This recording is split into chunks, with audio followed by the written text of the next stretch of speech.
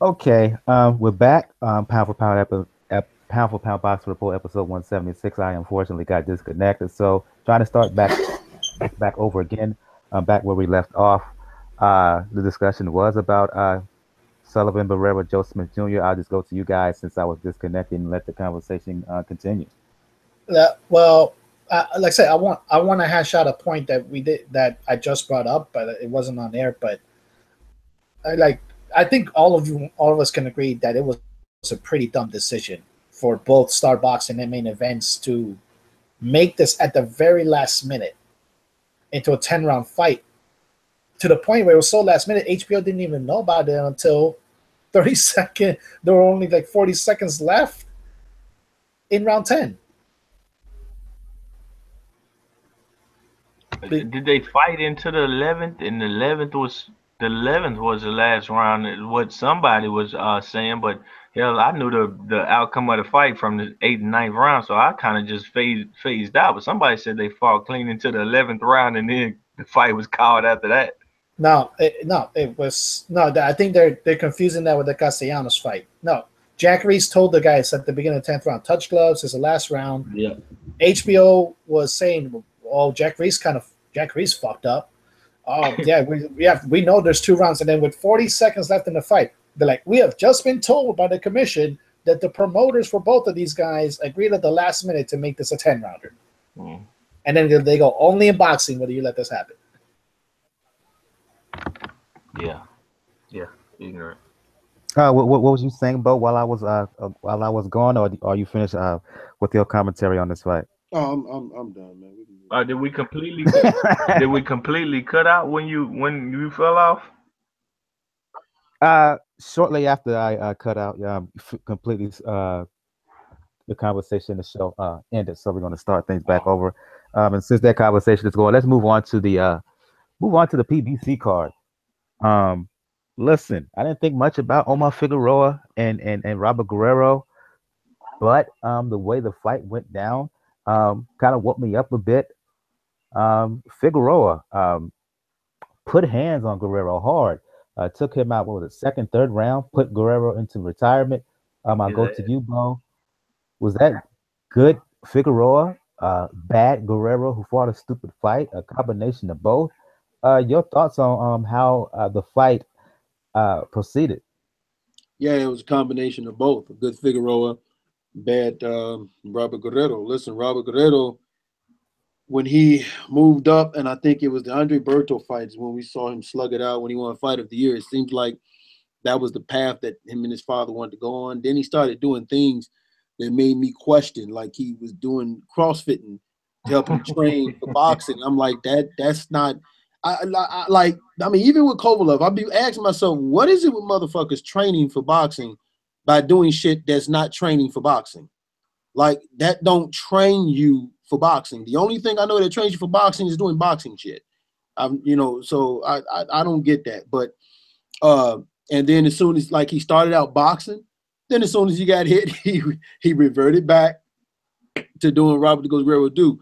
Omar Figueroa, I think that 2-year rest, and he touched upon that too in the interview. That 2-year rest did him some good. His hands was just horrible.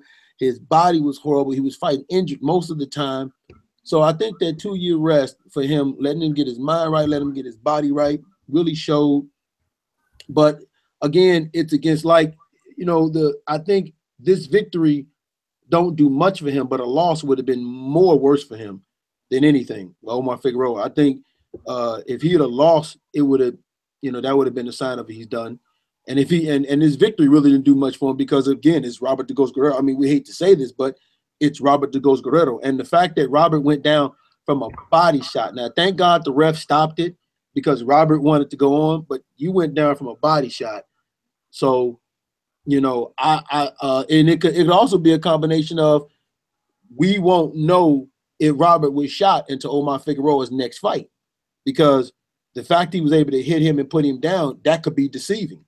We won't know that until his next fight. Now, if he gets in the next fight and he fights a quality opponent, does it to him again, then we can say, okay, then that was real and legit. So, but for right now, there's going to be questions about his performance because unfortunately, Robert the Ghost Guerrero, and I'm glad that after that fight, Robert decided to retire, because when you got a guy that's coming back off of not fighting after 2 years, and he runs through you like no one else has ran through you before, yeah, that's a sure sign. But Robert the Ghost Guerrero, he changed his style that didn't benefit his body nor his career when he decided to brawl instead of continue boxing. I go to you, Scorsese. Your thoughts on what went down?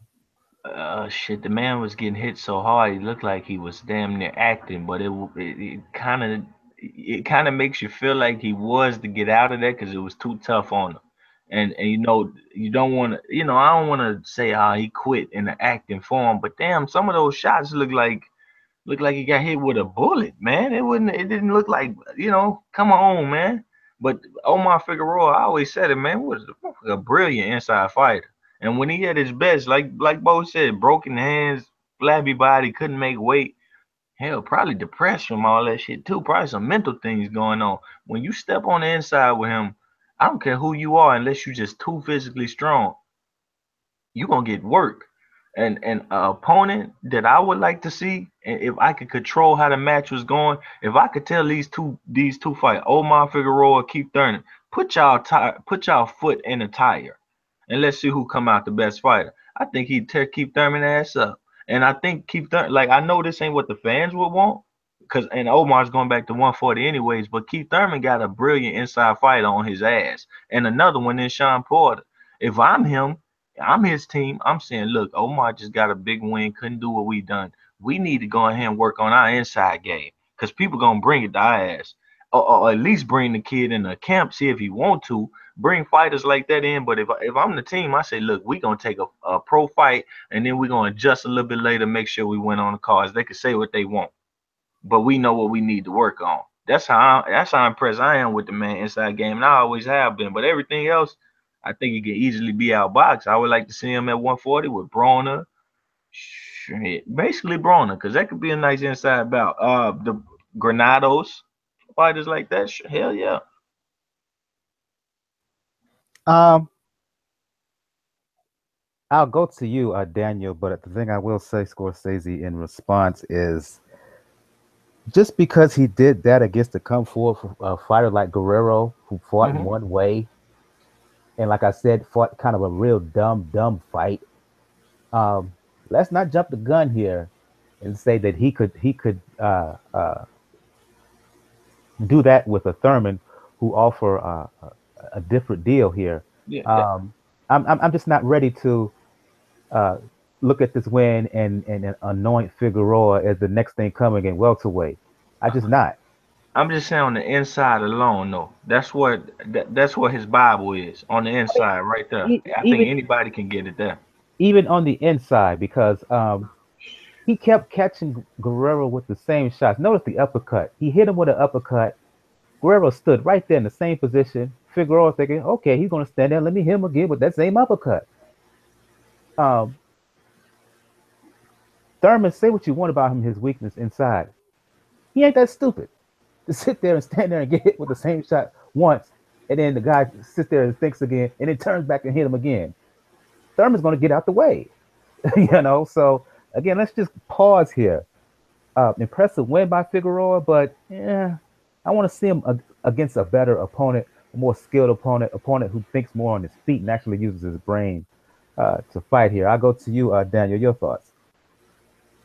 It was a bittersweet fight to watch because, yeah, this was Guerrero's third loss in a row, and each loss looked worse than the last. And this was just, it was brutal to watch because it's sure, like, as much as he does, as much as he tries to do everything to be a boxer, if you hit him, he turns into the brawler, Robert Guerrero. And he's been through so many wars that it caught up to him. It caught up to him in the end. Jumping a weight division caught up to him because he jumped from lightweight to welterweight. We understand why. Get your Floyd money, boo-boo, but it ultimately was to his detriment because he went to a division that was stacked with people. And he only faced, I think, about 5 of them. Not even 5, like a good 2 or 3 of them that were really high caliber. at the moment. Now, with Figueroa, yeah, people know he's one of the best inside fighters in the sport. That has been his bread and butter. From 130 to lightweight, it's what made when he was a lightweight a fight with Jorge Linares very interesting. If he could have gotten inside to do it, but Scorsese may be onto a thing where, given also the fact that Omar Figueroa really is not too well known as far as maintaining weight, maybe welterweight might be a good spot for him, at least as far as weight goes. Going down to 140, he may do well because the division is not that stacked right now. Like the top two guys are fighting each other in Crawford and Ndongo. But at the same time, though, Joe Diaz could easily said, look, you can make welterweight. You can do it pretty easily. And you've shown that you have a little bit of pop. You just need a couple of more fights into it because this division is not to play with. Because, okay, Scorsese, you mentioned Keith Thurman. Let's see Figueroa try to do that with Errol Spence.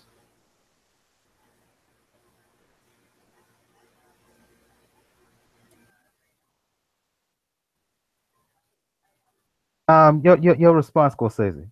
Oh, that was definitely the man I was telling you about. If the dude is too strong, like Spence and Porter, I think him and Porter on the inside would be a beautiful thing because Porter would be less tactical. Omar from previous fights, he's not only volume in there, he's looking for the shot. He's tactical, and if you give it to him, it is what it is. And like I said, if he gets healthy, but I just basically think if him and Keith Thurman go in the gym and they said inside fight and work on technique, I think Keith Thurman gonna get out that ring with a newfound respect for Omar Figueroa. Now, if they say box, get on the back foot, Keith Thurman gonna beat the hell out of him. It's simple as that. But a guy like Danny Garcia, if you could draw them type of dudes into a fight, I'd rather see him at 140 with the fighters I named. But shit, I mean, there's some fights out there I wouldn't mind seeing with him. On the undercard, Bo, we talked about there was a real possibility for Marcus Browne to body Seanie Monaghan and make mincemeat of him, and that's exactly what happened. Look, they put Monaghan, they gave him his shot, they gave him his debut on PBC. What was that? It was almost like they were sacrificing him. Well, you know what? Here's the thing, and I know people are gonna get mad at me when they hear this. All right. There's an old saying, careful what you wish for.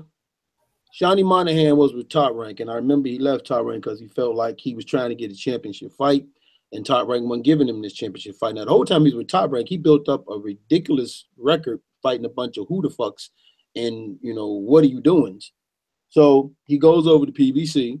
He wants to get into a big fight, and they said, okay, fine, we'll put you in the big fight with Marcus Browne, which if you look at his record, Marcus Browne was the best test he ever tested. And unfortunately, if anybody's ever seen Seanie Monaghan, I know people are pretty high on him over there in New York and all of that. I'm like that's the guy Joe Smith should have fought, because Joe Smith would have blasted that motherfucker. You know, that's the fight that would have made a lot of money, made more sense in New York, him and Seanie Monaghan, and Joe Smith would have blasted him. But unfortunately, they made the other New York fight with Marcus Browne. But Marcus Browne is just way too fucking talented, way too fucking skillful. And Monaghan thought he could beat him because they also used to be sparring partners, and they also, you know, went through the amateurs. But it's like, no, dog, I mean, you can look at this dude and tell that he was just better. And I knew it from watching. I said, man, there was nothing about Seanie Monaghan that ever fucking impressed me. This is a dude that threw a jab, and I was not impressed by his jab. There was nothing about him. And, you know, I think he was like, he was like, what, mid-30s? And I'm like, no, man, this dude. But I can understand the fight because he wanted a big fight because the window of opportunity is closing for him. So I can understand making it, because if he wins, that's a big win for him. And, you know, the winner of this fight might be pushed into a title fight next. So, but when the fight was announced, I was like, this dude, no, hell no. So Marcus Browne will run over this guy. And that's exactly what we saw. We saw a 2-round destruction. And for people that want to call it an unfair matchup, with people who want to say, well, this is why I don't like PBC, because you see guys get mollywopped. The reality is that what we have to look at in boxing is there's a lot of fights I can sit back and say, about guys getting mollywopped. But the reality is Marcus Browne, Sean Monaghan wanted that fight. That's the fight Sean Monaghan and his team wanted. So that's the fight they wanted. Okay, here you go. And you saw what happened.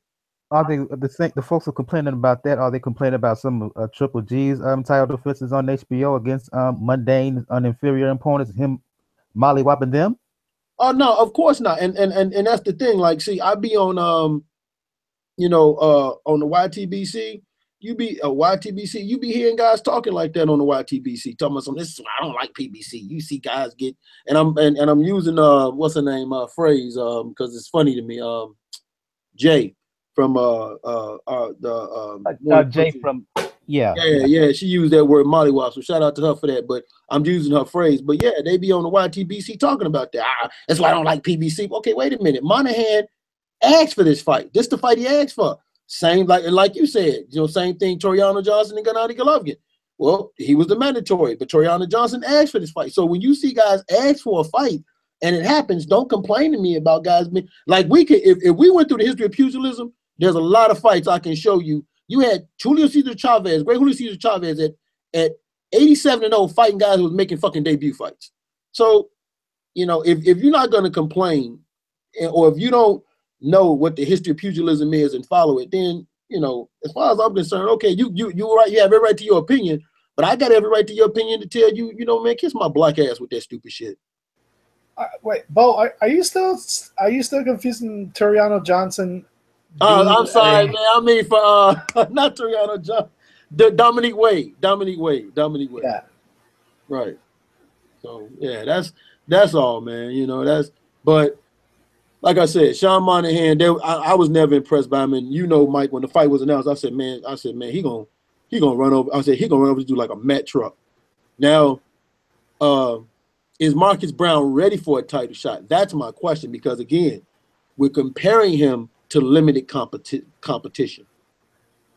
And when you have the skills he has, I expect you to do to a Sean Monaghan what you did. But I really would like to see Marcus Browne fight a better or higher second tier guy, or a better B-level guy, or even a former champion, before I'm ready to throw you in a title fight just yet.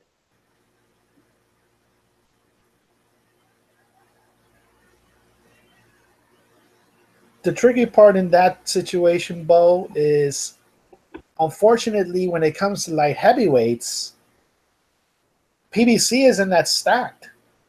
So they're going to have to look outside the Heyman pool to get a busy fight for Marcus Browne. Because right now, let's see. Okay, Alvarez is tied up now with Stevenson. Stevenson is not finally honored this mandatory. Biedriev is busy fighting Yvan Michel rather than getting into the ring. And you can't exactly ask David Benavidez after the performance he did, hey, just jump up to light heavyweight. We need a fight. Well, Benavidez is tied up with Anthony Durrell. Yeah, that's what I mean. Yeah, that's the whole aspect to it. But it goes into my point that when it comes to light heavyweights, at least in high caliber light heavyweights, PBC is a little bit thin. So they're gonna have to look outside. And Browne, he's a good fighter. He's very explosive. The thing is, I know Gail's like she's not with us right now, but she mentioned it. Like, if you want to challenge yourself, and if Sullivan Barrera is going the route to Andre Ward, and if you want to call out Adonis Stevenson, why don't you take the Bostic fight? Bam. Earn that mandatory. Bam. I mean, yeah. Listen, you know why you don't take that fight? Because he ain't as good as people want it. Ain't nobody forgot High Rod. He ain't forgot it. Every opponent he done fought since that, he done hit in the back of the head, or he cherry picked him. So at the end of the day, the kid ain't mentally ready to get in the ring. He got to punch people in the back of their damn head every time their knee touch the canvas. And then you see this, like I said earlier, all these weak-ass call-outs. But at the end of the day, you know how boxing is set up and structured. You know Joe Smith dug Isaac. You didn't even have to take this cherry-pick-ass fight. You could have simply said, I'm fighting Isaac. Put me in there. WBC, petition me. I'll fight Isaac since Barrera ain't, since Joe Smith ain't. I want to be the mandatory. Did that happen? No. And then people even gonna have a problem and say, well, Vosdick and so and so, they too young to fight each other. Where the fuck the Tank Davis is of the division that ain't the champion 40? If I'm 25, I'm ready to fuck a 40-year-old clean up. And this shit is pissing me off because boxing sucks because of the best damn division in boxing. There's a bunch of damn pink panty wearing motherfuckers in the division. That's and the motherfucker holding the champion is the #1 pink panty wearing motherfucker. Beat him, Bo. That's simple. But he don't want to leave his comfort zone. You got to leave your comfort zone, dog. You got to leave your comfort zone. Marcus Browne can go to Canada. All I'm going to say, you got to leave your comfort zone. Marcus Browne can go to Canada. Marcus Browne can go to Canada. No one cares if you're trying to get an American market. This is a proven fact, and I'm going to leave it at that because I don't want to go into this. Because this isn't worth arguing about. Wait a minute. Hold on. My point is this, though. The problem is, here in America, if you're not fighting in America, we don't care. Anthony Corroya had that. Jorge Linares has that. There's lots of fighters. That's the reason why you have the Usyk and the Gavad and all of them coming here because they want this audience. If you can't fight here, well, nobody gives a shit, and that's the biggest problem. I'm not saying it's right. I'm saying that's the problem. So if Marcus Browne, who knows this, and he's a champion, and he wants to get in the mix, and he sees everybody else stepping outside their comfort zone, then he might have to make that sacrifice and step outside his comfort zone. If Marcus Browne can call him out, that means he cares. Therefore, you get into the WBC rankings. You be a man. You in the division. You fight Vosdick, and if you beat him, then you do that call out, and you go to the negotiation. You do whatever need to be done to make the fight, and you beat a 40-year-old champion. And the motherfucker making call outs is the biggest pink panty wearing motherfucker. Go ahead. Wait. Let's digest. Let's digest into the fact that why is also a specific reason that Marcus Browne called out Adonis Stevenson, because, and we're going to go into this again with a discussion in the news, Mike, but we have to remember the other champion is Andre Ward. Andre Ward has been managed to start a career since James Prince. So you kind of know that going after Andre Ward is no man's land for you as an Al Heyman fighter. Like if Marcus Browne really wants to go, like said, I want to challenge myself the best, I want to fight Andre Ward, he has to leave Heyman. He has to leave Heyman. Purse bids exist. Like, why do we forget that purse bids exist? Fighting your way into contention exists. Like, you ain't got to just get picked. You ain't got to just be like, yo, I've done nothing, pick me. You can actually go do something and then talk that shit. You ain't even got to talk that shit. You can win a purse bid and still not have a fight, though. How many times have we seen that? Actually, we're seeing a purse bid and still not have a fight. That's the thing. So we can't say purse bid. We've seen guys have purse bids and still have not made fights. For the most part, a purse bid is the route to go. You know, and then you say, hey, if I don't get the fight, set the purse bid again. If that's what you want, you the fighter, you have a team, you have a legal team that you ain't got to let nobody screw you over. You can win purse bids, but you can win purse bids and still not have a fight. We've seen that several times in boxing. Yeah, that's what I'm saying. So if you're telling me that, okay, everybody is making these moves, nobody's arguing saying you're wrong, but what I'm saying to you, Scorsese, is this, though. I'm not going to sit here and beat the drum when I know that, number one, if you want what you're telling me you want, you have to step outside your comfort zone, which is what we've been seeing going on. Number two, an American audience don't give a shit if the fight's not here in America. Who's out of his comfort zone fighting Seanie Monaghan? We talk about Marcus Browne. He fought Seanie Monaghan. No, but I'm talking about Adonis. He's going to have to step outside of his comfort zone. I mean, he's going to have to leave Canada, come over here and fight. Why? Look impressive over here. If you want Americans to say, all right, dog, we paying attention to you, we hear you, let's make something happen for you. Well, I mean, if that's what they want, if he can make it and fight here, I have no care. But at the end of the day, these guys talking all this heavy shit, and they don't do what is required. But Michelle Yvonne is not gonna make a fight outside of Canada. Well, but he already tried. It's factual. No, he never tried. It's factual information. Bullshit. See, you call yourself truth and fact in boxing, but you're not listening to facts. I am truth and fact boxing. He tried. He didn't give a shit. He was bullshit and bullshit, which is the reason why Artur Beterbiev, when he was going to fight Sullivan Barrera, we found out that was bullshit. That fight wasn't happening in Miami. The reason why they didn't fight Artur Beterbiev left Yvan Michel, and he saw his ass so right. Can Beterbiev get a passport? Yes or no? Do we know this or not? Do we know this or not? Wait a minute. Did Yvan Michel say, I'll fight Sullivan Barrera in Miami? And but can Beterbiev get a passport? Okay, yes, he did. Yes, he did. But I'll fight, better yet, instead of fighting in Miami, I want to fight in Canada. Knowing Sullivan Barrera couldn't go to Canada. He didn't change it. He just stayed in Miami, and they never changed anything. No, Scorsese.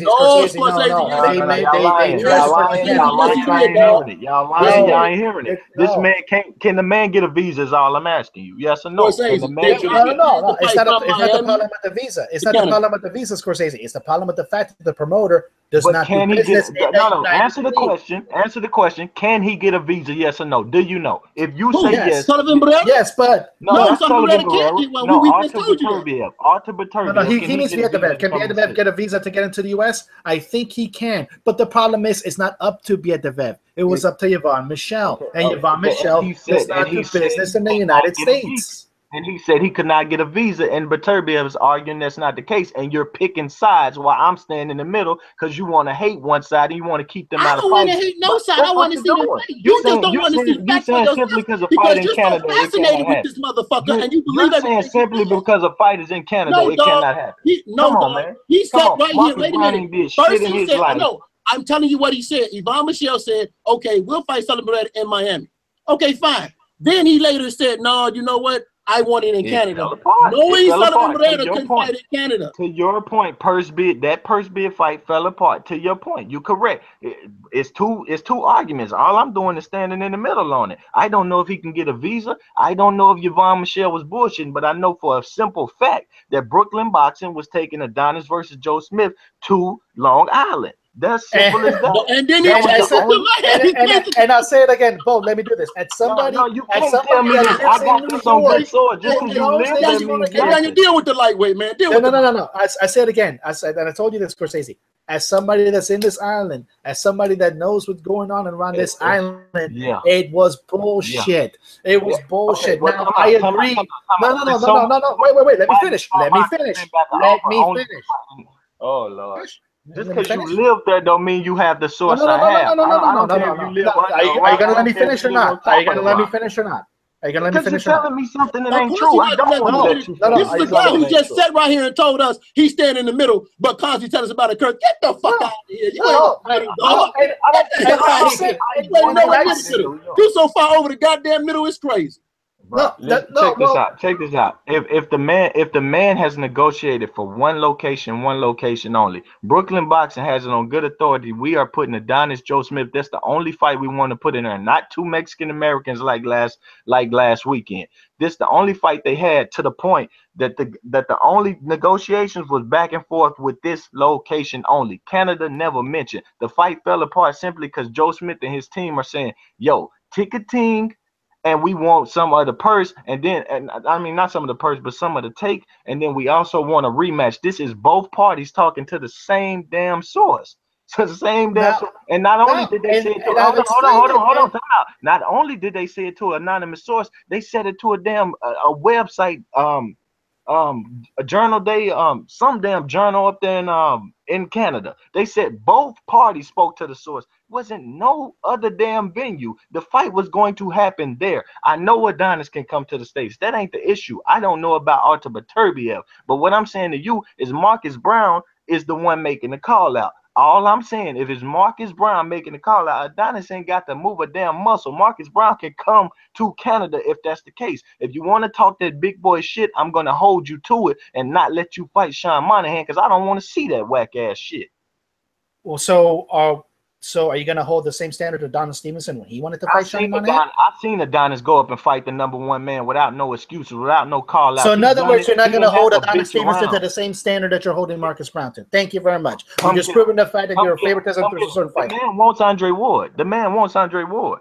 What's and you know, damn well he can get Andre Ward because Andre Ward's with James Prince. So we gonna hold Andre Ward to this. Oh man, you just have to mix. Fuck Andre Ward. If that's the case, he can fucking retire today. If that's the case, if he gonna play my shoe, he can retire today. Won't nobody give a shit about a motherfucker who, when he's mentioned one fight, he's talking about somebody else and has a promoter that don't want to make a fight in Canada. You see, that's the problem that you're having right now. You don't want to see everything. You just want to go on your ranch and cuss everybody out. No, the man is willing to go to New York. No, the man is willing to. He never was. He just told you there never was nothing in New York that was full of shit. Well, when they continue to get beat and y'all continue to deny the curse, then y'all. There is no curse. No, you know what the curse is? This is the curse. No, the curse, the Adonis Stevens curse is fucking with Adonis Stevens because nobody's giving a shit about him. As a fan, everybody else make these moves. I'm trying to get the best fight. Well, if they don't want to be lineal champions, we want to see the best fights too. Wait a minute. I said right now, Andre Ward needs to try to unify the division. The problem is Adonis became so irrelevant. Nobody is screaming for it. So Adonis has to do something to make nobody screaming for him. Bo, you just heard the man call his name in the middle of the ring last night. I said nobody's screaming for it. Have you seen one piece of legislation of mainstream media say Andre Ward needs to unify with Adonis? I don't give a damn about mainstream media. The mainstream media is the way that you get shit out there for us to hear. Liars. Why do I care what they? Nobody. Mainstream media told me Gennady Golovkin was the top 25 fighter of this whole decade. But see, you cannot care. But if you're telling me you want this fight to have a unification fight, he has to get the mainstream media. He has to get social media. He got to get people talking about it. If people ain't talking about it, nobody's going to give a shit about it. Mainstream media. Which mainstream media is talking about Crawford and Dongo? ESPN. ESPN. Everybody. No. ESPN is putting it on. Where did ESPN have a ESPN has written at least 2 articles on that fight. Yes.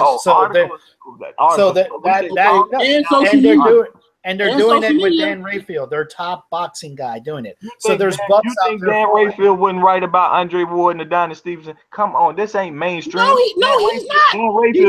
Dan Rayfield ain't got up. No, he's not with Scorsese. I'm sitting here telling you this. It's not happening. Okay, you know what? I'm gonna say one last thing, and I ain't gonna say nothing until we move on because, like I said, you have something. I don't know what your love affair is for this guy. I want to see the best fights in boxing. We all do, but we also have to be realistic. When it ain't working the way you want. If you're telling me this is how it works.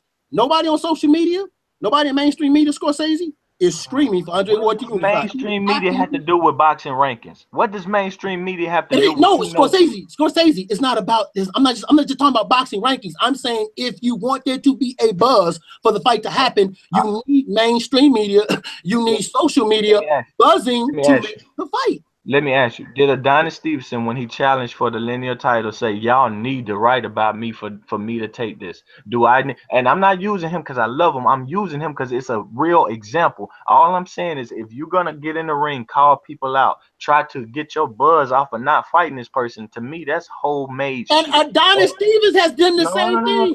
Adonis Stevens has been on the buzz, calling out motherfuckers and have not fought them either. He hasn't fought them either. That's what I'm saying. His last what? What's his last mandatory was 2014. What is the main Are you killing me? What is the his main difference? 2014. What is the main difference? Marcus Browne has never fought a top 10 fighter in his life. Bottom line is, if you telling me you want Andre Ward, I don't give a fuck about Andre Ward. If Andre Ward want to sit in the corner, fuck him. I'm talking about Marcus Browne. And Adonis Stevens been sitting in the corner since 2014, so fuck him too. But you don't want to say that though. You want to continue to kiss that ass of his. Oh my God! You're going after boxing rankings to Andre Ward. I'm not talking about boxing. Andre Ward right now just beat the boogeyman according to the public eye. And according to the public eye, a don't ask Chickenson Stevenson has not done nothing for nobody to say we want to see a unification match. I agree. He's a chicken. Now let me say this. He's a fucking chicken. Such a chicken that he's 40 years old and you should go take him out instead of being in the ring acting like you don't know the way to get to him. If you want to get to him, you say, oh, Vazik, he was the mandatory. I want in that fight. You don't fight Seanie Monaghan. That's my whole point. Wait a minute. Wait a minute. Seanie Monaghan, first of all, Seanie Monaghan stepped up fight number 1. But the problem was Vazik had just got that fight, so Vazik was not available right then at that time. So let's be real about that. Made a fight. What I'm saying is, if he wants to fight Vazik, fine. But the problem is this though: if you're telling me he wants Adonis, the problem is Adonis has to step out of his comfort zone. And this is my whole point to you. Adonis Stevens is gonna stop. Adonis Stevens is gonna have to step out of his comfort zone, dog, and do something to get people to talk about him. If it means he's gonna have to come out of Canada, about him. It ain't about talking. I don't care. People are talking about him because they feel like he's the weakest fucking link. Because why?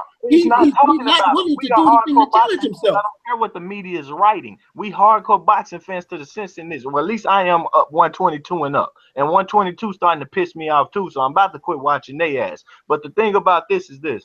I don't care about the writing. I know the rankings. Therefore, if you know the ranking and you want to call a fighter out, all you had to do was fight Vazic. Vazic just made a cherry pick fight with Craig Baker. I know this division, front, back, and left side and all that shit. So if you cherry picking Craig Baker, all you had to do was say WBC.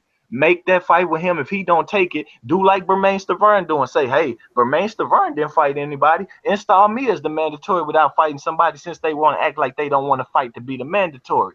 We just seen this. See, that's why I credit Stavern, because he's actually saying, look, man, I'm doing anything I can to get to the team. Wait a minute, stop. I credit Stavern too, but here's, again, the problem that you have is nobody wants to see that fight, so much so no network is going to pick it up. So if the WBC can't get a network to pick that fight up, they're going to have to make a decision on that. What we have to understand, Scorsese, is the number one thing that run this sport is fans and money. That's the number one thing that run this motherfucking sport. Let me tell you how you told on yourself. We can sit here and we can say we hardcore to the end of our motherfucker. I bleed this fucking sport. Don't you dare say that shit to me. Let me tell you how you just told on yourself. 5 motherfucking years old. I bleed this bitch. Okay? Let me tell you how you just told on yourself. I know fans and money runs this motherfucking sport, and because I know that, I also am realistic about certain things. If you're telling me you want to fight, you have to step out of your comfort zone. Oh, you just told on yourself. You just told on yourself. Look at the level of network. Look at the level of respect on the network. Look at.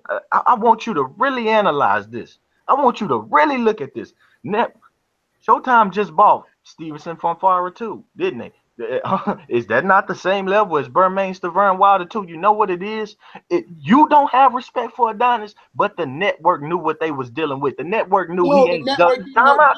Say, oh, you want to scream again? Go ahead, scream again. The network, I'm not going to scream at you. The network ain't got nothing to do with it. The fans are not. Beat the computer up again. Adonis has happened, but beat the computer up again, Bo. You can't take it. You don't. No, I can't take it. You are the unrealistic motherfucker on this whole panel. Always not truth and fact in boxing. The fans don't want to see him fight Stavern because he beat Stavern, and Deontay Wilder is looking to challenge a better fighter in Luis Ortiz. Time out. If you beat me, Luis Ortiz. Did the network not tell Wilder to kick rocks with the fight? Did they? No. Did they not tell Wilder to kick rocks with the fight? They did not. They already have. They don't want to purchase his fight. They don't want to purchase the same. They don't want to purchase the. They don't want to purchase the Stavern fight. No. They want to purchase the Stavern fight because they could get Ortiz. If you're telling me you can give me Ortiz, you can't listen to fair points. You can't listen to fair points. You can't listen to fair point because it hurt. I don't mind. No, it don't hurt because it don't hurt because I know the facts, and I'm realistic about the facts. I don't mind following this sport. I'm realistic about the facts. I'm watching fighters step outside their comfort zone. So I'm knowing that money and fans run the sport. So if money and fans are telling me it's not there for Stavern and Wilder, but I have no problem with Stavern is doing what he's. Listen, Stavern is doing what I wish Gennady Golovkin would have done, which is I'm not taking step aside. I'm not taking step aside. I want my fights. But I wish Gennady Golovkin taking step aside. I wish Gennady Golovkin would have done that with Canelo. I wish God he would have did that. Come on, man. But you praise Alvarez for taking step aside. You big up. No, I did not praise Alvarez. I said no, I didn't. I sat here and I said, wait a minute. It's fucked up. He took it, but it was fucked up. It was offered to him also. Okay, fair point. But this is what we got to. Hello. Everybody. First of all, everybody, calm down. We done got into a rabbit hole and just everybody just yelling. I thought we was on live.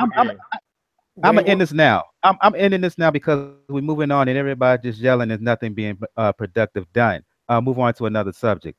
What I will say is this: Scorsese, you're right about Thomas Browne. If you really wanted him, he could have went there and fight him. What you're wrong is the same stagnation you're talking about other fighters.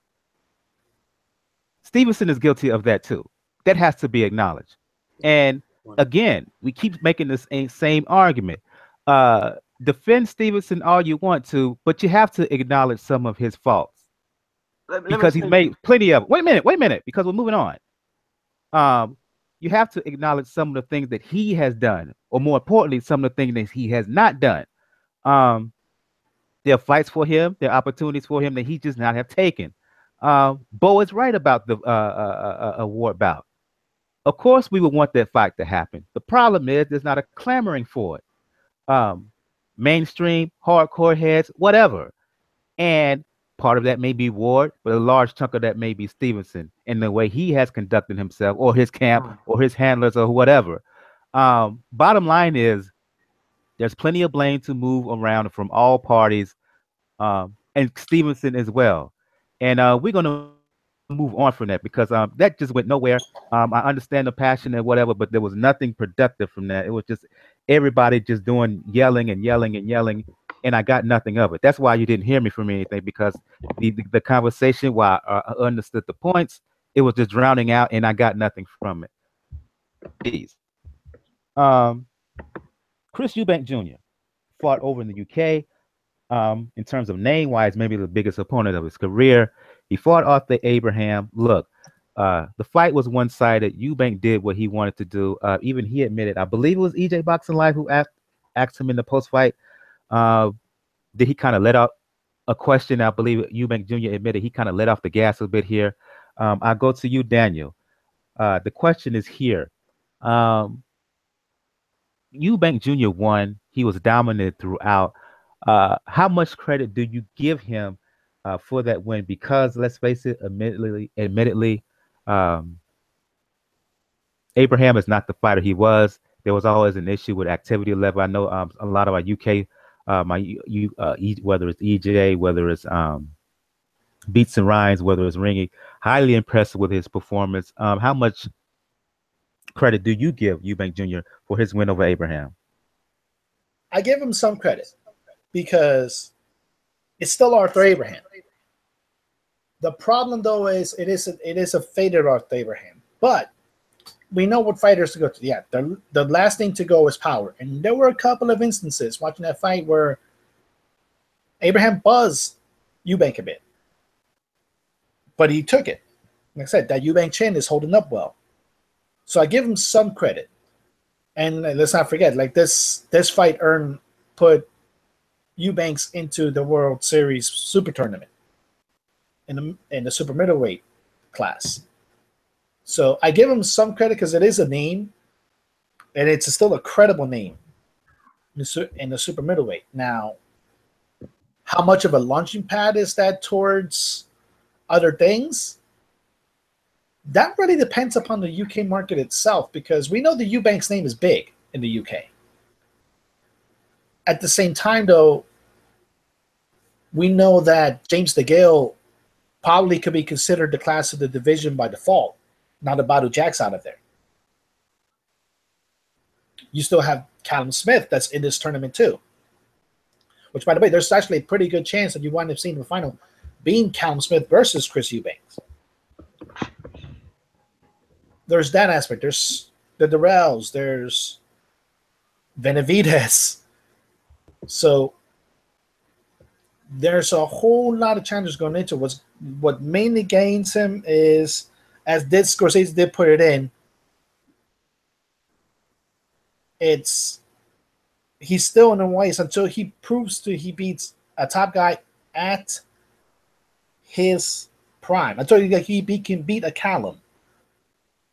He's still in many ways, like Scorsese put it, his daddy's son.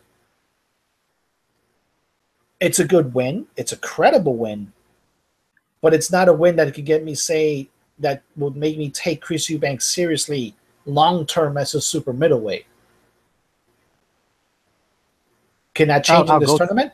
Okay, I'm sorry. I thought you was finished. Go ahead. No. Can it change this tournament? Maybe, but I'm still iffy on that.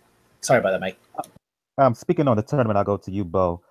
In the press conference, they was asking him about a possible matchup with George Groves. Both Groves and Eubank has a fight in the super middleweight tournament. Eubank Jr. basically won an opportunity to get in the super middleweight tournament.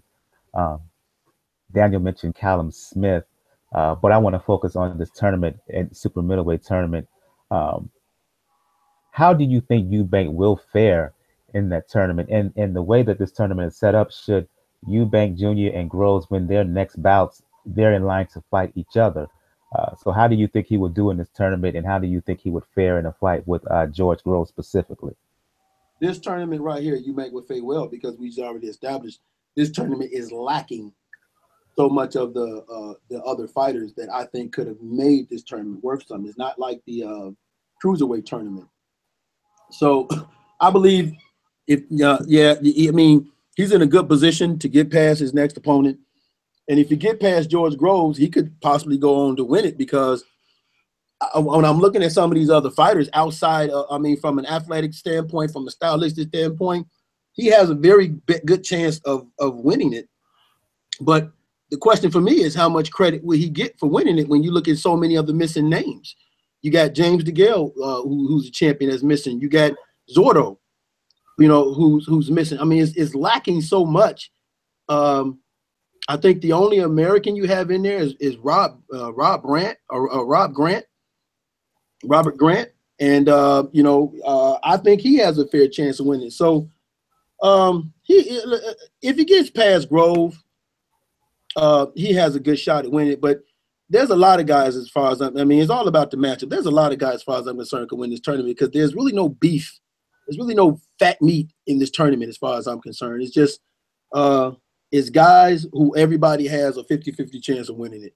So, I mean, don't get me wrong. I like it. I'm excited about it. But Chris Eubank Jr. beating Arthur Abrams, like Scorsese said, you're your daddy's son. And that's the reality. Is I'll give him credit for the win, but it still is Arthur Abraham. It's the same Arthur Abraham that didn't look that great against Zordo. It's the same Arthur Abraham, and I said this earlier, if you're a guy that only has a puncher's chance and you're fighting a guy that has the ability to box you, then the boxer 9 times out of 10 come out on top. So it does something for him only in the UK, and I'll give credit to the Eubanks about this. They know how to put on that American-style event in the UK, which is probably the reason why Chris Eubanks Jr. is his fights are sold out and popular, because they do very good at putting on this event. But I wasn't surprised he didn't knock Arthur Abrams out, because Chris Eubanks really didn't have that much pop to me at 160. He does enough to keep you off of him, but I knew he wasn't going to knock him out as promised. I go to you, Scorsese. Any more impressed with Eubank Jr., or is he still, as you said in the past, just his daddy's son? I say this. I gave Zerto, when I'm glad Bo brought up Zerto. I gave him credit because he changed his style and showed different levels when he fought Arthur Abraham. He showed something he had never shown us. Eubank showed us the same shit we see in training videos, the same shit that got him beat before and then made him duck the rematch. I think he's fighting the guy that supposedly bust up George Groves' face. He might not make it to George Groves. I give him this. He did take a shot. But also when your confidence high like that and you whooping on somebody's ass and you take that shot, ain't no thought about quitting. Ain't no thought about doubts. And, it may not hurt as much. You excited. What about when somebody on your ass, somebody in there really with you, and you take that damn shot? This I get it. Did he have to take this fight? I ain't sure. I ain't do all the studying. Arthur Abraham ain't going to make me crack no book and start studying shit. I don't know if he had to take the fight, or if it was just something where they said we're gonna do this and then we're gonna get in. I don't know, but at the end of the day, that slender body that like to be ripped, George Groves just showed you he put on a body punching what word am I looking for right here? Expedition. Yeah, I was about to say expedition, but yeah, man, yeah, he put on a body punching exposition. I still can't get it. Exhibition. There we go. He beat the hell out that man. And that's the Superman curse right there. You can't even get your words right out. Yeah, I'm about to say, just say body punch. just say he put on a good body punch display. Yeah, you got to stuttering like the Dutter man in New Jack City, man. Come on. Okay. Actually, I will clear up that point. I think when this fight was made, it was made before the tournament. Yeah, it was formalized. So they just made it as an entry to it because it out ad nauseum. This tournament is lacking key players. Yeah. They needed players. Mm-hmm. So this was the fight. This was the fight to do it. But That's what I mean when I mean I give him partial credit, because it's a legitimate win against somebody like Arthur Abraham. At the same time, though, it's still, like I said, I'm not going to know much because you're not facing the real top competition in this tournament. I think Arthur Abraham needs to sit down. When you let a man just put a shoulder in you and think about the punch he gonna throw and Eubank could have thought about combinations, times 7 on this man's chest. The way he's just sitting there and not doing anything with a high guard. This was a man versus a bag that found a way to put a high guard up. And fights like this, they tend to piss me off. Like I learned nothing. I was not excited about it. I'm streaming a fight at 4 p.m., 5 p.m., whatever time it is, and I gotta watch the rest of boxing until 11 p.m. Woosah. So I hope he do get in this tournament. I ain't against no fighter proving me wrong, but I think he getting his ass whooped. If he get the Groves, I think George Grove put an ass whooping on him. Just my opinion. If he gets to Callum, it might be the same way, though. No, not really. I think it's different. See, here's the thing, and this is why I agree with Scorsese is Eubank, like Arthur Abrams never able was to put pressure on Eubanks. If you go back when Eubanks lost to Billy Joe. Yeah, peanut butter sandwich eating man. When he lost to Billy Joe was at least able to put some pressure on him, get him on that back foot and put some pressure on him.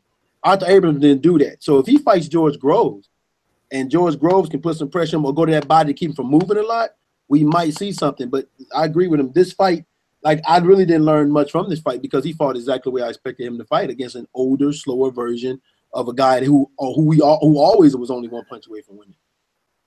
As I stated earlier on, we're not going to do any fight previews. We're just going to stick to a couple of news subjects here. First news is here about Deontay Wilder. I'll go to you, Daniel. Then you can follow up Scorsese and Bo. Rumors of Deontay Wilder fighting Luis Ortiz in November.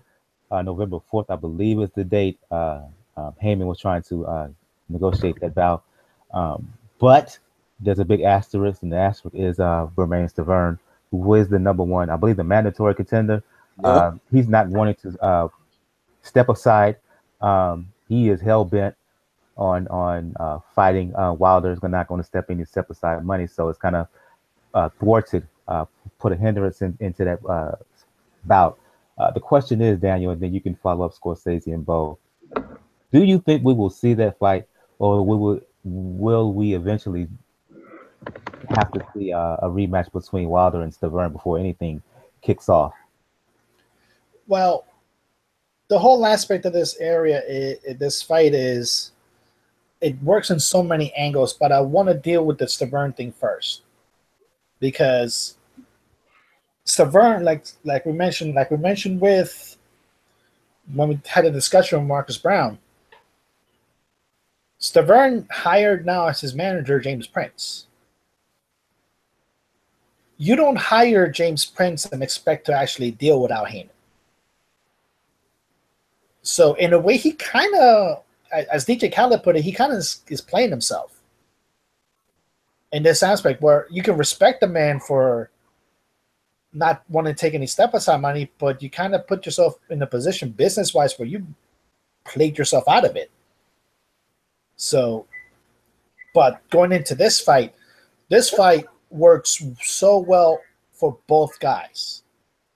It works well for Wilder because it does eliminate one of the talking points that Wilder's detractors have with him, which is that he's always going to cherry pick. He's not going to get guys that are really tough. Ortiz can be considered so many ways the boogeyman of the heavyweight division. The fact that nobody really wants to fight him because he's a skilled southpaw. And I'll say this ad nauseum for a lot of people. For a lot of people that I know that want to rag on Wilder, a lot of the circumstances that made him make those fights are not his fault. We have to point it out. Deontay Wilder wasn't the one that had Povetkin do steroids twice. So a lot of it's not his fault, and this is a good challenge for him now. For Luis Ortiz, he's been winning the title shot since 2015. And because the WBA decided to fuck him over, he's going this route. where he can get a belt at the WBC, and it actually what it does really, really nicely, underhandedly. And like I said, and I gotta give credit to Wilder's team on this. You give this fight to Ortiz, that lifts that mandatory status that Ortiz has right now for the winner of Joshua Klitschko too. So if this fight happens, and should Wilder win, you've cleared, not only have you proven that you can beat a real sound boxer, a good puncher, but you've also eliminated the major obstacle outside of a Klitschko win that will get you a fight between him and Anthony Joshua in 2018. Scorsese, your thoughts on this? Hold out, what Stavern is doing. Just your overall thoughts on what's happening. I 100% agree with any challenger that's telling the champion, I'm in position, I want to fight. I don't fuck with the challengers that get in position and don't find themselves into a fight. I don't care if they accept $200 or whatever it is. If you want to be a champion, you fight the champion. But Bermane Stiverne was ducked by Povetkin the same way Wilder was. He did something that is quite an anomaly right now, but other fighters need to step up and be doing it too. Be saying, look, my guy ducked me. I was in line. I was in the gym. I've been spending money. I want my shot now. I was there to fight. I want my shot. WBC granted him that shot for whatever reason. So if I'm the next guy, if I'm part 2 to this shit, and I'm the number 2 or number 3 person, I'm going to them saying, hey, what you did with Stavern, I need that. I need that as well. Especially only if somebody ducked me. But Povetkin ducked both of these guys. Now the problem with Wilder is simply put, Showtime tired of seeing him fight no damn body. He has never fought nobody to them. Nobody to me. They sick of it. They don't want to buy his rematch. And like I said on my YouTube channel, it's a slap in his face, but it may be a deserved slap, because if you wanted Luis Ortiz, he was there 2 years ago, bro. He was there when you fought Areola. He was there when you fought fucking Gerald Washington. So what we got going on here is a mess. So it's simple as this. The man is in position. He wants the bout. You got to give him the bout. Showtime don't want to buy it. You drop your price. They smacked you in your face because you deserve the smack in the face. We just seen them buy Stevenson from Fire, the same kind of rematch. So what this is telling me, the networks want to deal with one guy, and they telling the other guy, you had your shot. You never done nothing. At least this guy has done something over here, and we going to try to get him more. For you, we in the Joshua business. You want to fuck about, you fuck about somewhere else. That's how I see it. And it's kind of this Luis Ortiz fight. It ain't nothing but them holding his feet to the fire to me. Because if he want, like I said, if he wanted to fight, he could have did this 2 years ago. I really doubt this is him. This is them telling me it's your ass, or it's your step up, or your ass ain't on this network. And I 100% agree, man. Your thoughts, Bo? Okay, first off, here's the reality everybody got to understand. You can sell from Fire to Stevenson because that fight's happening in Canada, and you can sell that fight in Canada. That's why the network will pick it up, because they can make that money in Canada, because that's where Steven's popular. You cannot sell Wilder versus Stavern here in America, especially if you're talking about the Barclays Center. Now, if they was going to have it in Alabama, maybe you have a chance. But if you're talking about having it in New York, no.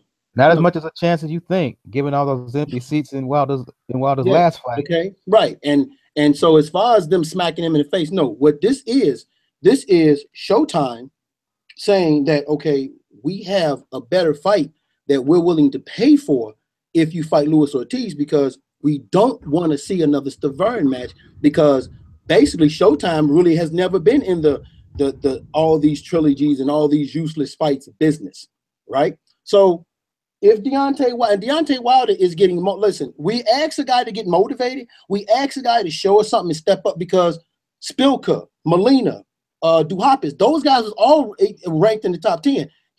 Povetkin pop positive, so the replacement fight was Chris Arreola on a 2-week notice. You don't go into a 2-week notice fighting a Luis Ortiz. Then when you come back from an injury, okay, hand and bicep injury, and we've seen this before in boxing. This is why I say I don't get upset when I've seen things in boxing. You come back from an injury, you don't just jump right into a dangerous fight, come back to injury. You test to see if your hand and everything is right. Okay, so here you go.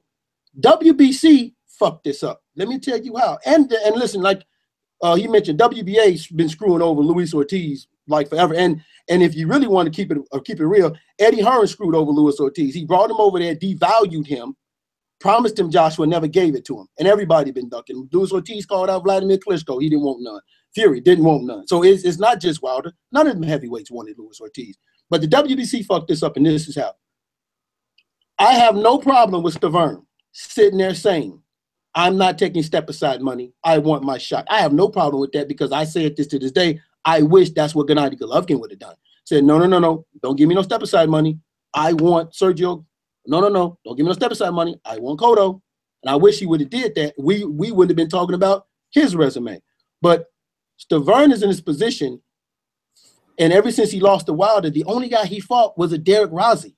So if you want to talk about something about being deserving, how does beating Derek Rossi in 2015 put you in that position? Then when Povetkin popped positive, instead of them saying, okay, you're out, we have to make another fight. And remember, Stavern was going around saying, hey, y'all should give me the interim belt, y'all should make me mandatory. So when he popped positive, instead of them saying, okay, you know what, you're out, they didn't want to pull the trigger on Povetkin and say, you're out. Now we have to make another fight to see who's the mandatory for that belt. And the cold hard reality is, and I say this, there's two things that move this sport, fans and money. And if you don't have the fans, you damn sure ain't gonna make the money. They're not gonna put this fight on. We saw that happen with the Fresno Kendo and Shannon Briggs fight when they was like, man, we couldn't reach the $1 million limit. Y'all gotta redo the purse bid. So do I care to see Stavern fight Deontay Wilder? No, but is Stavern right in saying I don't want to take step-aside money? Oh, hell yeah. He's earned that right. And if he don't want to take that step-aside money, we all just going to have to deal with it. But the ball was dropped by the WBC because once they made that mandatory, they should have immediately ordered a purse bid. They should have this happened in February. They should have immediately ordered a purse bid. They should have immediately got the ball rolling to make this fight happen ASAP and get it out the way. Now, what I'm looking at is, I'm like, this is Deontay Wilder looking at Luis Ortiz because right now Anthony Joshua is playing the waiting game to see what Vladimir Klitschko going to do. So the smoke, some of his steam is starting to slow down. So what Deontay Wilder wanted to do is he wanted to pick up some of that steam. Well, how do you do that? Well, you fight the guy nobody wanted to fight, kind of like what Andre Ward did. Well, you fight the guy nobody wanted to fight. That way, nobody wants to fight him. It's a dangerous fight. It's a fight that you could potentially lose. Now you're showing us something. Now you're giving us what we're asking for. And if you win, guess what? Your stock has now gone up. But again, the reality is Stavern has always been in the way. The WBC never pushed this issue. Wilder wanted Joseph Parker. Joseph Parker didn't want none. And so this is what's going to decrease his stock, but he should have been took care of Stavern. I'm not mad at Stavern. Stavern is doing the right thing because that's his right. But the reality is if the fans and the money isn't there, they're going to have a hard time making this fight. And I don't know what's going to happen next because right now Wilder has a perfect opportunity. And even let's say the Stavern Wilder fight happens. Let's say if Stavern wins, you know, people ain't going to really give a shit. They didn't give a shit when he was champion. I cared about it, but people didn't really give a shit when he was champion. So, I mean, it's a total mess that I felt that was created by the WBC. But I think this is Wilder saying, listen, I'm trying to get my stock up. I hear y'all talking, and I hear y'all talking. I'm going to fight a dangerous guy that nobody wants to fight to make a statement to get some of that steam back over here towards me. That's the move they're making. It ain't nothing about Showtime smacking his hand. This is about Wilder stepping up to the plate like we've been asking him to step up to the plate. And I'm glad he's doing it. But at the same time, Stavern has every right to say no, no, no. But like you said, Daniel, one thing I'm gonna say though, Daniel, Al Heyman needs to get over whatever his issue is with Jay Prince. He needs to get over that. Oh, Mike, you want to explain how that one's gonna be hard? Well, no, I know it's gonna be hard, but I'm just saying this is boxing. This is boxing. You're holding up good fights with this bullshit. Damn right. Damn now, right. that's the part. That's the one part I will agree with Scorsese on. You're holding up boxing with this bullshit. Here's the thing. Look, I might make some enemies standing, but if they're gonna mess my fights up, Prince can kiss my ass and Heyman can kiss my ass too. I want to see fights, and the rest of it I ain't trying to hear. The rest of, I mean, it's rankings out here. If Al Heyman name ain't in that ranking, Al Heyman shouldn't have shit to do with that ranking except keeping his fighters in them. The rest Here's the of it, let thing. it play out how it's playing. If not, I can't keep watching this weak ass sport. Here's the thing. No one's wrong here. If you really think about it, Yeah. no one is wrong here. And there's a sense of desperation from all parties involved. Stavern, because he happens to be the mandatory, he's not wrong for asking for his title shot because he's the mandatory. Ortiz, because he's been screwed over so many times by so many fighters and multiple sanctioning bodies, he's desperate and he wants any kind of shot. It doesn't matter who he gets it against. Wilder is not wrong because, look, he's been facing criticism for his opponents. The way that he was framed as looked at as ducking opportunity with Dillian White when he basically went on social media and said, "You know, Eddie Hearn, Dillian White is not the fighter from your camp I want." With Joshua about.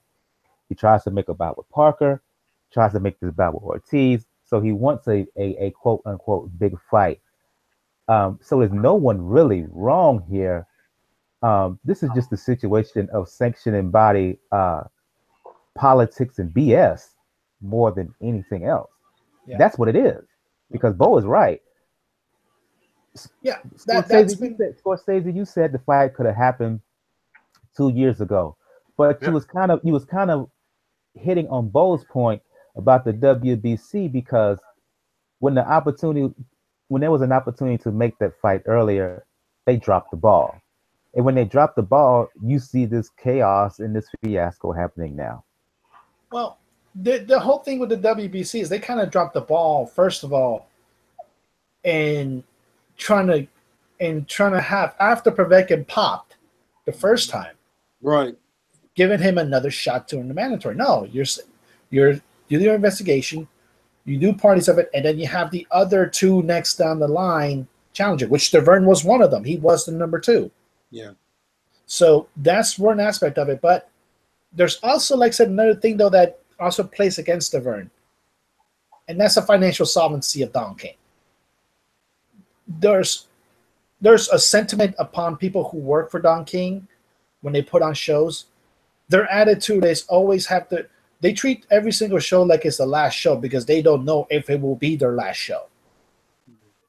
Because financially, they're pretty fucked.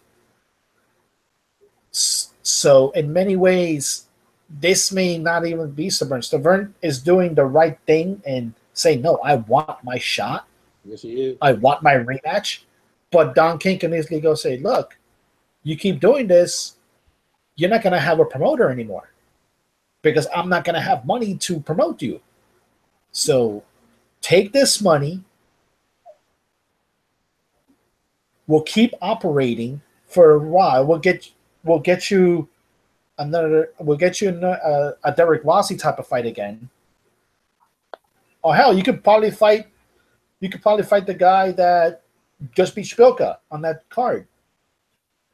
That'd be a decent fight.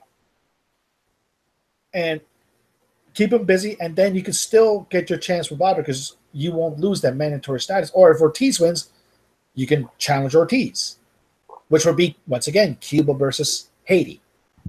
So that's ways to do it in because no, it's true. Nobody's wrong in this aspect. Wilder's right in challenging himself. Stavern is right in asserting his status as a mandatory.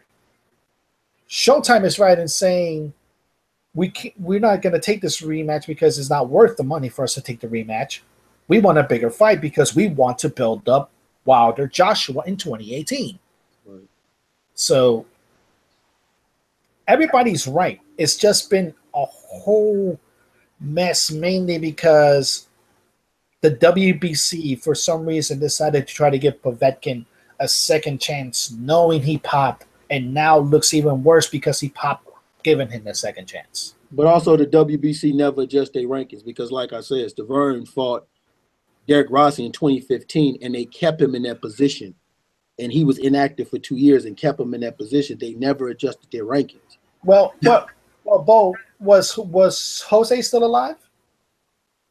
Jose Sudama. Yeah. Okay, I get your point. I get your point. I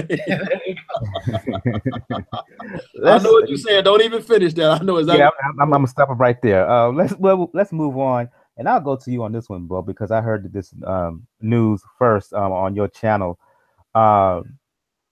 Potential really good couple of bouts happening in the junior middleweight division in September. Shed some light on that. All right, first thing that I'm gonna say is this: that okay, you got a potential fight between Jermell Charlo and Erickson Lubin, and also Jarrett Hurd versus Austin Trout. All I'm gonna say is this, Mr. Erickson Lara. Oh boy, you got to move your ass. Wait. Hold the presses. Hold the presses. You being critical of Lara? Yeah. Your favorite fighter? No, wait a minute. Anybody that ain't doing nothing, when fighters around you are making moves and you're not, I'm on anybody like that. I don't care who you are. You can be my. Hurd turned the fight down with Lara. No. Hurd. Wait a minute. Jarrett Hurd. There was never actually talks. Lara was trying to make a unification fight with him, but Hurd was like, no, we want to make a mandatory defense first. Right. But if you're fighting Austin Trout, so I'm like, okay, that's dangerous because Austin Trout is still no slouch. He's a tough veteran. He ain't fought in 16 months, but he's a tough veteran. And I kind of understand, like, wait a minute, we don't want to make a unification right now. We kind of want to build this guy up and hold on to the fight. I'm not saying it's right. I'm not saying it's right at all. I would have liked to see Hurd say, okay, I'll fight Lara, but I can't be mad at his pick with Austin Trout either. That's no slouch because Austin Trout is a southpaw and a slick boxer. So if Hurd looks good against him, then maybe they look at Erickson Lara. So maybe they're using Trout as a feel out for how would you do against a slick fighter, because against Tony Harrison, Hurd didn't look that good. He was only waiting to get Tony Harrison in deep water because he thought he was going to wither. And then now you got Erickson Lubin and Jermell Charlo, which is a very dangerous fight. Erickson Lubin would be the most athletic and probably the hardest punching left-hander that Charlo has ever faced. I don't remember Jermell ever, like the path Jermell take is not the same path Jermall took. So he's going to be fighting a left-hander. Now he's with Derek James, so we'll see how that works. He has Earl Spence over there so he can spar with him. But it's two undefeated guys, young hungry lions, challenging themselves. And you got these guys doing this in your division. Yeah, I'm gonna need Erickson Lara to get his ass in gear. I don't need to see no more uniformance. I don't need to see that. I either need to see Boo Boo or I need to see a unification fight with you. And if that's not what's happening, I'm sorry, dog. I'm sorry. I'm not gonna give him no pass because his last fight was Yuri Foreman, which was a bullshit fight. But okay, fine. It's a stay busy fight. Now you got challenges like this going on. You need to make a splash and you need to make some noise. Otherwise, hey man, yeah, shit, you going on my fuck train. And that's just the reality. And I don't understand why he hasn't fought. You got Brandon Cook. Listen, he could have fought Lubin before Lubin went over to Jermell. He could have said, well, you know what? I'll tell myself fighting Lubin. I don't need to see Vanna Monterosian again. I don't need to see none of that shit, dog. I need you to get your ass in motion. Shit, knock on Miguel Cotto door and say, hey, man, look, I'll fight you for that vacant WBO belt. But he need to do something. And if it's not Boo Boo or unification fight, then I'm sorry, man. Whatever his next fight is, and I heard it's coming up, but whatever his next fight is, I'm going to shit on him. I'm going to shit on him if it's not a quality. I'm going to shit on him real bad if it's not a quality opponent. Giving your fellow Cubano the business. I'm not mad at you for doing that. I'll go to you, Scorsese. Your reaction to the news of these proposed bouts of the junior middleweight, Charlo and Lubin, Hurd and Austin Trout. WBC gave Charlo 2 mandatories in a row, what they've been trying to do in every division. I respect that. I support that. And Charlo got to show improve. And I think he will. I think he with Derek James, the trainer that make animals. I don't think Ronnie Shields was right for him. I'm starting to see Ronnie Shields as just training pure boxers. Even with Ryan Cowboy Carl, a guy that's slugging. Ronnie's teaching him trying to box. He's not a boxer. No, I agree with that. And what you're seeing out of guys like Charlo, they going to Derek James, well, at least him, and they becoming front foot mind demons, telling themselves ain't nothing I can't do in this ring, and I'm gonna do what I please. And I think this young kid Erickson Lubin about to get that work from him. I think he's not strong enough. I mentioned this on my channel. Mentally, he still got one of those teenage social media things, and then you look at the body and the physicality of him, and it's still that same thing right there too. And I think Charlo finna give him a bad experience at the babysitter, but maybe he'll be a champion later. But like Jamal told J-Rock, just not today. But as far as Hurd Trout, I'm so torn. I can see Trout pulling straight back and Hurd clapping his ass up. Then again, I could see Trout winning the foot positioning battle and getting in and out, doing it the right way with Trout. Trout, to be as good as he is, he'll have a lapse. The chin done let him down in some lower level fights, but it held up to the Jamal Charlos. It held up to the Canelos. So it held. I guess you could say it held up to Lara, but he went the rounds, right? But in the lower level fights, it held up too. He just get drops, and things go. They don't go all the way south. You just don't want to be seeing the man getting dropped all the time. But I don't know. 16 months out the ring, when I made my video, I didn't take it into account. That was it. Yeah. I'm just torn on this whole fight, but that's what I want to be as a boxing fan. As a boxing fan, I don't want to know. I want to be guessing and be like, teach me in the ring. So this card right here, if they could top this over with Lara versus somebody, but I heard Lara coming up in November, and I heard it was Andre. I didn't hear somebody type this to me. I don't know how credible it is. It's not off air. I'm gonna tell you something off air, but no. Well, that just the thing I heard was Lara Andre November, whatever the date. Like I said, the whole division want to make me watch boxing and be happy about boxing. That's what's up. I go to you, Dan. Your thoughts on these potential fights at 154? I go with Charlo Lubin first because I've been on the Erickson Lubin bandwagon for a bit, and because that dude is active, he can fight really well. He has good speed, but Jermell has actually shown improved these last few fights. I do agree with Scorsese. I think Ronnie Shields was probably not the best fit for him. Even though out of the two brothers, he is the more skillful of the two. He's just not the tougher of the two. Yeah, he just doesn't have the tenacity of it. It's the same thing with the Durrells. Like one of them had the finesse, the other one had the tenacity. It's the same thing. Jermell has the tenacity. Jermell has the finesse. But see, the mindset, just like Scorsese said, Ronnie Shields' approach is more of in your face, and that don't fit Jermell. It fits Jamal, but not Jermell. Derek James' mindset is a little bit different. Yeah, and that's why, right, and that fits Jermell. Like, and I agree with Scorsese. I don't think he was listening to Ronnie Shields the way he listens to Derek James. Yeah, Derek James, yeah, but and it's shown that he has some pop. He has some pop in 154, and it's a really, really good step up for Lubin because it'll show against a good, credible opponent, the champion, and if he wins, look out because now let's talk about Hurd. Trout. Big ups to Jarrett Hurd's team not taking a little cherry pick because Austin Trout, you can argue, beat Jermell in their fight. That's true. And he's always been a tough opponent. He can catch her with power surprisingly at times. People keep forgetting that. I love the way that people point out, oh, he got knocked down in Canelo in the second and in the 7th round. Yeah, he did only once. And look what happened in the fight. And look at the way that fight that he had beforehand. He made Miguel Cotto turn around. Remember that. He made Miguel Cotto turn his back to him. In the 7th round did their fight amazingly. I think it was 7th or 9th. But Trout is a very schooled fighter. He knows how to get into angles. And it's a really, really good challenge for Hurd. And should Hurd succeed, and should Lubin succeed, then you got the fight I want at 154 that doesn't have Lara in it. Making unification, Jarrett Hurd versus Erickson Lubin. Which one of these young bucks is actually the truth? Because I'll say, because I agree with Bo, like if it's not, I want these guys challenging themselves. Really, really good, especially the young guys. If it's not Andrade, if it's not Lara, y'all better be fighting each other because unless you can convince Oscar and Miguel Cotto to take the fight for you, or you can convince Oscar because he promotes both Cotto and Kamagai now.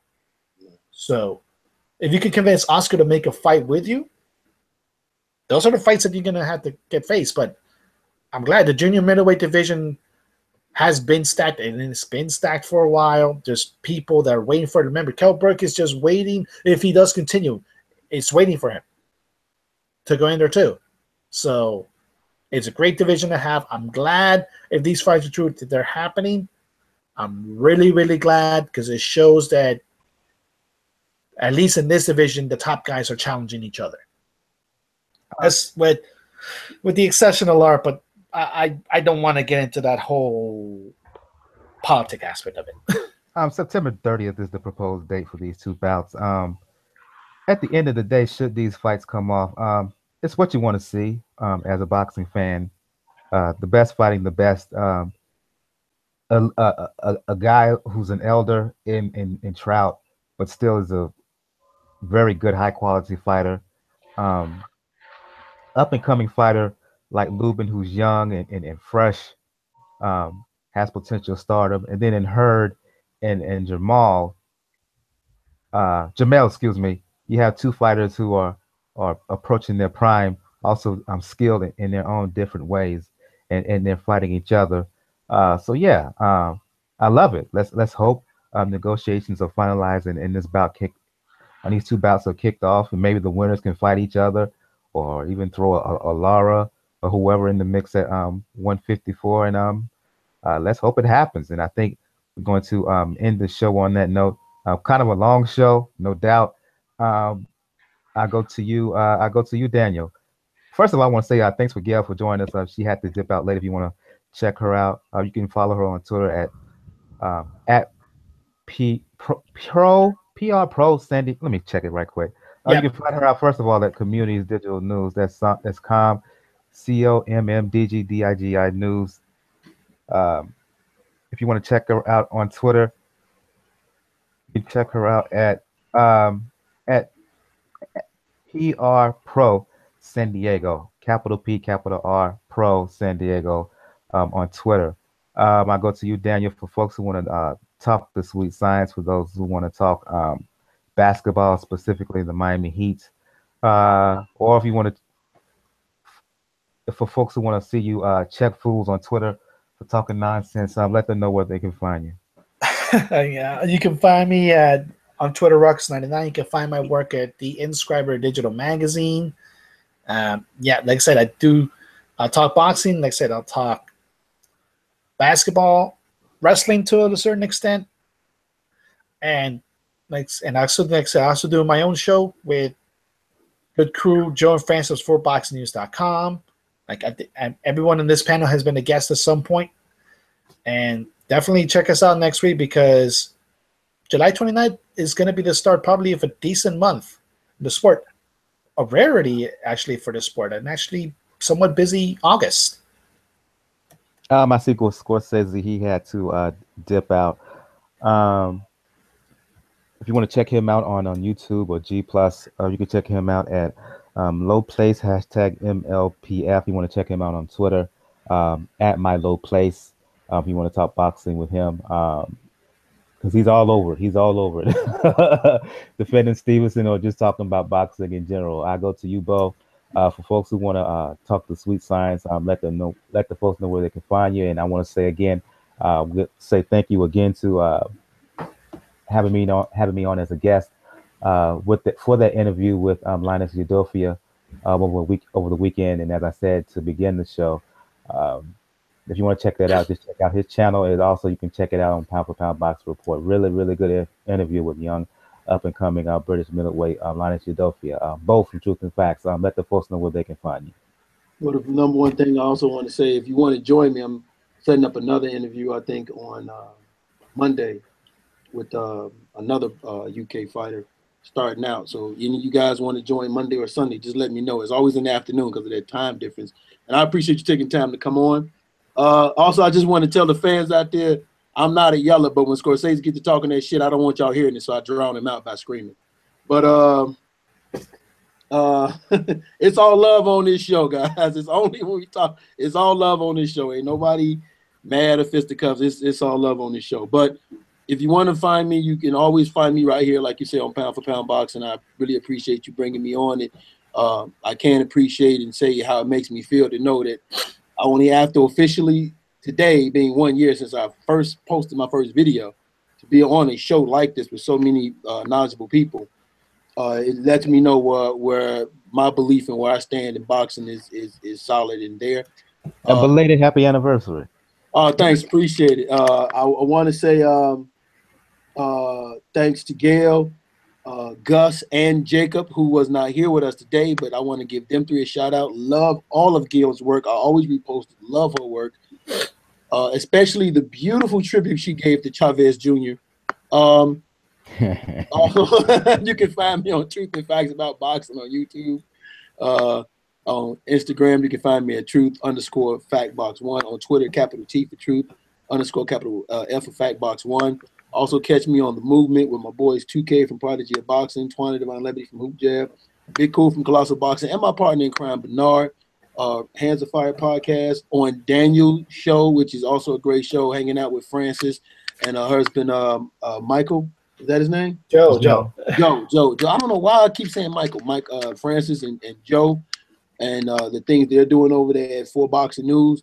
And just wherever they're talking boxing, man, you want to talk boxing, chop it up. I'm always willing to talk, always willing to teach. And one last thing, man, mad props to what's been going on in 2017.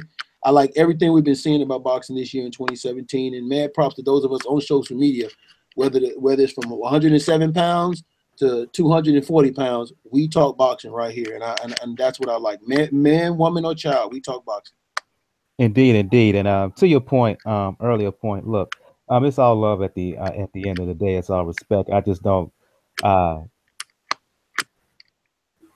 necessarily like the yelling and screaming just for yelling and screaming sake. The points were made, and I was hearing it, but the reason you heard the long pause because no offense, but that's not my general style. That's not how I like to do things. Save that stuff for other shows, for that yelling and screaming, because sometimes the substance, the meat of the argument, sometimes gets drowned out by the volume. So I understand what you were saying, Bo, and I understand it was all love at the end of the day, and you was making your points. You were making some very, very valid points, but sometimes that can just go. The points that folks can make can sometimes go over folks' head, and then all they hear is the intensity, and it misses out. And it misses out what you're really trying to say, for whether it's you or Scorsese. But at the end, as you said, it's all love and all respect. And Scorsese, he didn't dip out because he was mad or anything like that, because he just simply had to bounce. That's right. He'll be back next week. Now that's the one thing I will give to Scorsese. He is not afraid to speak his mind. I will give him, and that's the reason why that's like I say it again. I might mess with him, but I'm not gonna let y'all mess with him. Indeed. For folks who want to talk boxing or fitness or music with me, you know what it is on Twitter, Brother JR at Brother JR76. As I stated to begin the show, if you want to find out all things about Pound for Pound Boxing Report, the blog page is the best place to go. P4P Boxing Report .wordpress.com is the link.